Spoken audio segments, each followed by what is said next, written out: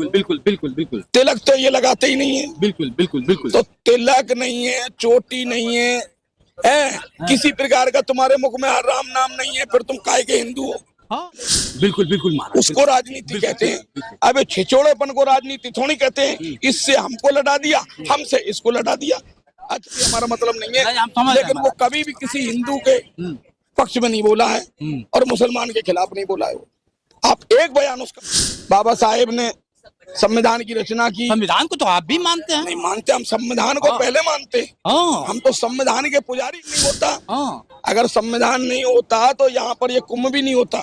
बहुत बड़ी बात। हम लोग संविधान के पुजारी हैं महाराज। हमारे लिए पहला देश है। ये हमारे जो तुम्हें दिखाई दे रहे हैं साधु नहीं है, ये हमारी फौज है। कहीं पे भी जाओ, हम सब लोग देशभक्त हैं।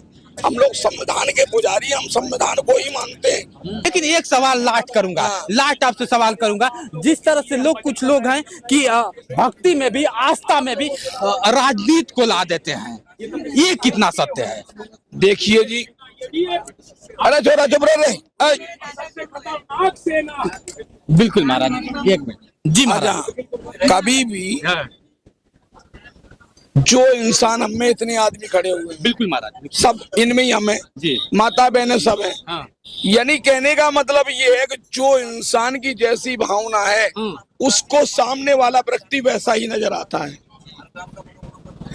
हमने आपके सिर पर पगड़ी देखी तो मैंने आपका नहीं देखा, मैंने केवल पगड़ी को देखा, क्योंकि मेरे गुरु महाराज जी कहते थे बेटा कि ये पगड़ी बलिदान की है, और मैं इस पगड़ी को बहुत मानता हूँ, बहुत मानता हूँ। इसलिए किसी के भी सिर पे अगर मैं पगड़ी देखता हूँ, मेरा खुद का सगा ताया सरदार है। मैं आपको बात कर रहा था, फोन दे सकता हूँ। सोचिए सोचिए, तो क्या है कि हम सम्मान करते हैं इसलिए कि जो आदमी की बहम की बुद्धि भर रही है, हमारे अंदर भर रहा है बहम। बिल्कुल बिल्कुल। अब हमारे दिमाग में हम रहते हैं संसार में, ये कोई कुछ कहता, कोई कुछ कहता, हमारे यहाँ डूब मर जाने वाली बात है। आपने कभी भी किसी मुसलमान को मुसलमान की बुराई करते हुए नहीं सुना होगा। बिल्कुल बिल्कुल बिल्कुल। इस बात में पीर पैगंबर की बुराई करते सुना होगा। बिल्कुल बिल्कुल। अच्छा, ना ईसाई ने कभी ईसा मसीह की बुराई की। बिल्कुल बिल्कुल महाराज। ये सारे दोगले लोग बाग ये हिंदुओं में ही पैदा हो रहे हैं साले, जो और कुछ नहीं है तो अपने गुरुओं की बुराई कर रहे हैं। क्या आप लोग सही सहमत है? इन लोगों को दिखाइए, आप लोग सहमत है कि हिंदू लोग हिंदू का ही बुराई कर रहा है? जी ऐसे हैं, हिंदू ही बुराई कर रहा है। बिल्कुल। लेकिन जैसे महाराज, तो आखिर राजनीति से जी जी बिल्कुल, ये मेरी बहन है जी।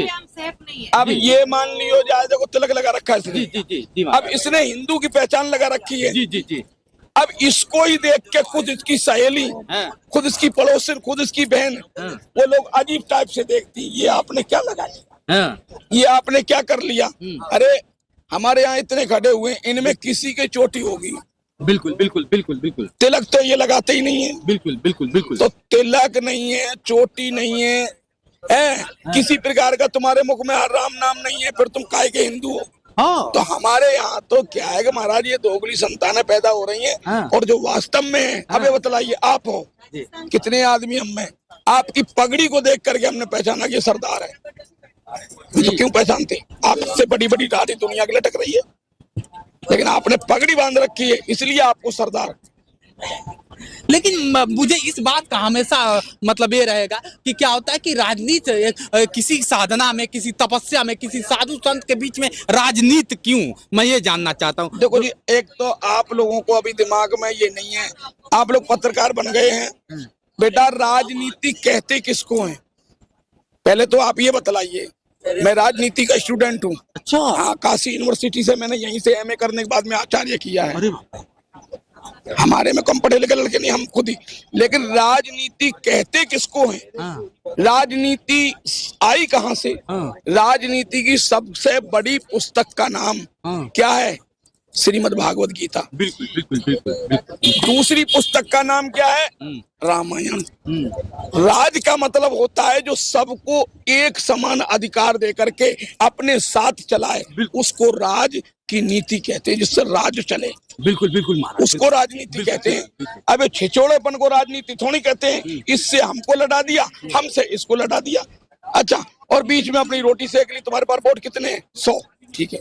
तुम्हारे पास कितने बेटे? हमारे 5। अलग हटो, तुम कुछ नहीं हो, आइए आप आइए। तो 100 वोट वाले को अपना लिया और उन्होंने कहा ये राजनीति नहीं है, इसको बोलते हैं गंदी नीति। अच्छा, जो दूसरे को दूसरे से लड़ाए वो है राजनीति, नहीं है वो मतलब बाप रे बाप। मतलब इस तरह से चंद्रशेखर रावण का आजाद जो है, जो भी है, जो बयान होता है गलत दे रहा है क्या? समझ नहीं रहे हो हम क्या कह रहे हैं, उसको यही पता नहीं है कि हम क्या कर रहे हैं।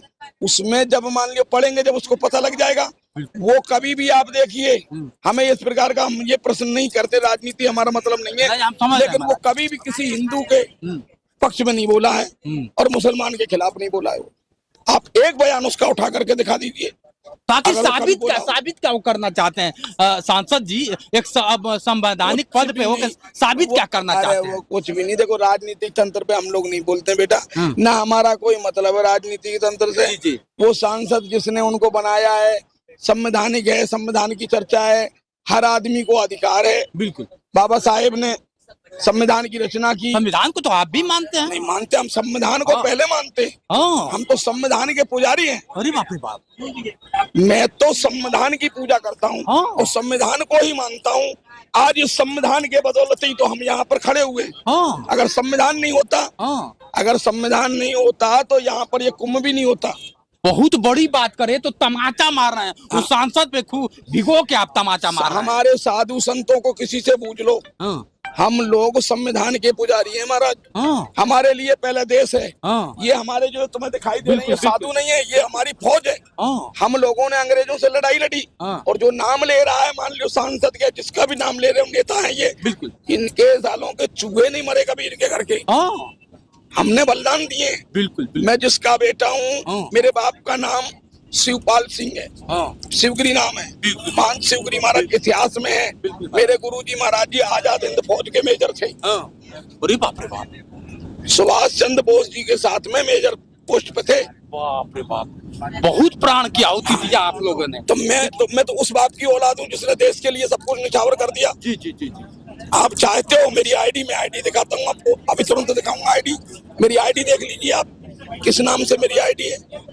तो कहने का मतलब ये है कि आप कहीं पे भी जाओ, हम सब लोग देशभक्त हैं, हम लोग संविधान के पुजारी, हम संविधान को ही मानते हैं। हमारे लिए अगर एक तरफ गीता रखी जाए, भागवत रखी जाए और एक तरफ संविधान रखा जाए, तो हम संविधान को चूमेंगे। संविधान क्या बात है, क्या बात है, बहुत बड़ी बात आप कर रहे हैं और इनसे सीखिए। लोग कहते हैं कि जिस तरह से सवाल उठाते हैं साधु संतों पे, तो तमाचा है, कम से कम सीखना चाहिए। मैं महामंडलेश्वर हूँ जी, मैं अपनी जिम्मेदारी की पोस्ट से बोल रहा हूँ। मैं कोई ये नहीं चलता फिरता साधु हूँ। अगर मेरे सामने गीता भागवत जो भी कुछ रखी जाए और एक तरफ को संविधान रखा जाए, मेरे सामने ये कहा जाए कि आप बोलिए, तो मेरे लिए संविधान, और एक तरफ को धर्म को रखा जाए और एक तरफ को देश को रखा जाए, तो मेरे लिए सबसे पहले देश है। क्या बात है, क्या बात है, आपने तो आंखें खोल दी महाराज। आज जितने लोग देख रहे होंगे आंखें खोल दी, बहुत बढ़िया बात। मेरे लिए सबसे पहले देश है। अगर देश है तो धर्म है। जब देश नहीं रहेगा तो धर्म तुम्हारा कहाँ बचेगा। हमें पहले देश बचाना है, बाद में हमारा धर्म बच जाएगा। तो देश को बचाओ, और देश कब बचेगा, जब धर्म बचाओगे। बहुत बड़ी बात, बहुत बड़ी बात, धर्म से देश बचेगा। बिल्कुल बिल्कुल महाराज, चलिए आपने समय दिया, इसके लिए बहुत बहुत धन्यवाद है आपका, और गलती हो तो स्वीकार करिएगा, ठीक है। चलिए मित्रों, अब इनके बातों से आप कितना सहमत है कमेंट करके बताइए। जिस तरह से इतना भीड़ लगा हुआ है और भीड़ के बीच में बाबा ने चैलेंज कर दिया कि सबसे पहले अगर कुछ है तो संविधान है, और संविधान को मानने वाले इस तरह से बात करते हैं, तो क्या ये वाकई सच है या गलत है, आप लोग कमेंट करके बताइए। आज के लिए इतना ही, बने रहे वीडियो के साथ। मैं हूं जितेंद्र और आप देख रहे थे जोश एक्सप्रेस। नमस्कार।